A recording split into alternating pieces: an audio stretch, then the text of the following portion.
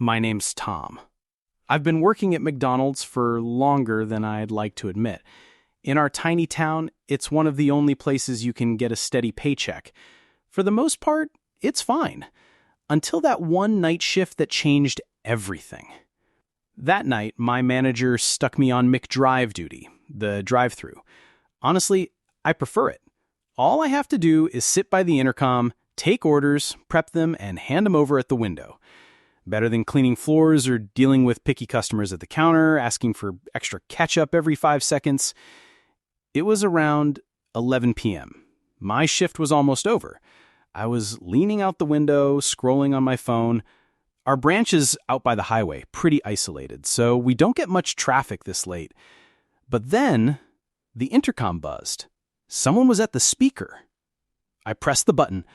"McDonald's, Tom speaking. What can I get you for tonight?" A tired, gravelly voice came through.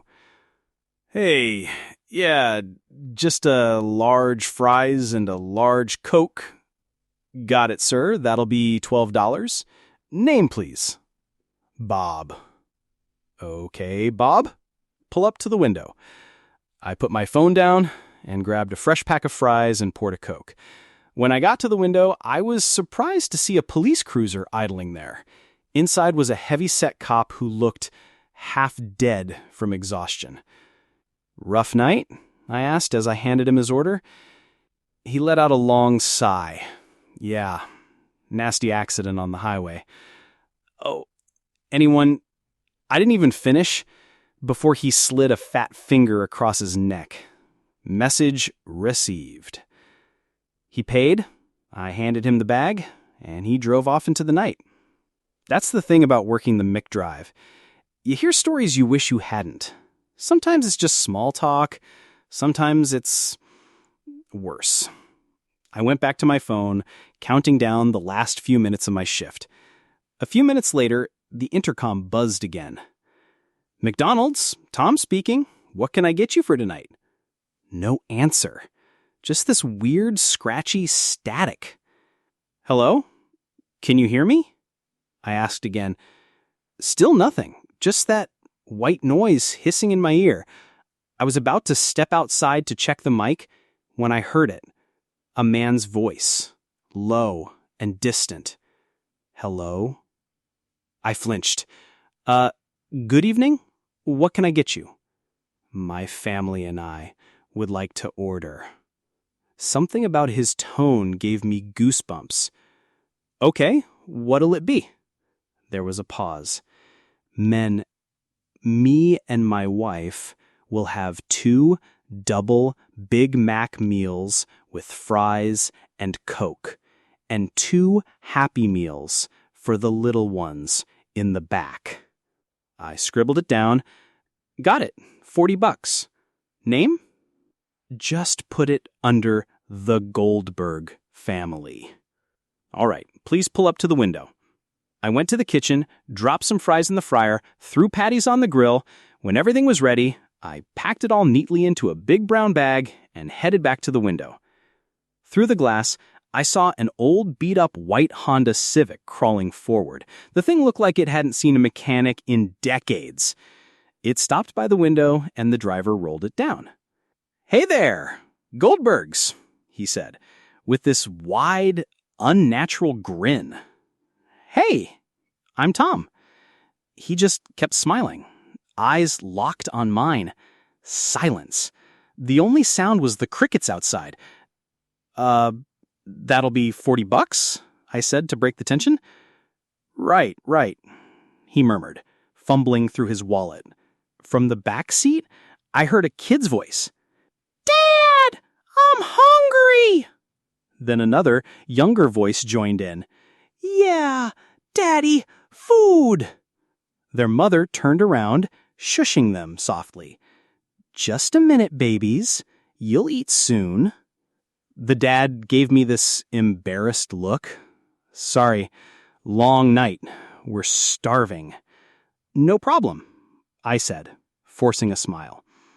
I set the bag down by my feet and waited for him to find his money. That's when I caught it, this sharp, burnt smell. like something was on fire. I turned back to the kitchen. Crap.